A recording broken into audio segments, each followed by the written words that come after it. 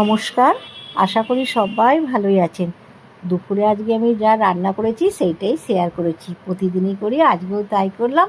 এখানে ভাত দিলাম, আর দিচ্ছি শসা, পেঁয়াজ দিলাম, আর পটল ভাজা, আর করেছি বেগুন ভাজা। আর আজকে যেহেতু রবিবার, চিকেন তো হবেই, প্রতি রবিবারের মতন আজকেও চিকেন করেছি। আলু দিয়ে চিকেনের লাল লাল ঝোল করেছি। ভালো লাগলে চ্যানেলটিকে সাবস্ক্রাইব করবেন, পাশের বেল বাটনটি অন করবেন, সবার সঙ্গে শেয়ার করবেন, লাইক করবেন, আর কমেন্ট করে জানাবেন আজকে দুপুরের রান্না কেমন হয়েছে। আর আমার বড় ছেলে হচ্ছে প্রতিদিন দুপুরে রুটি খায়, আজকে রুটি খাবো না, আজকে করেছি লুচি, সেটাও আপনাদের সঙ্গে শেয়ার করেছি।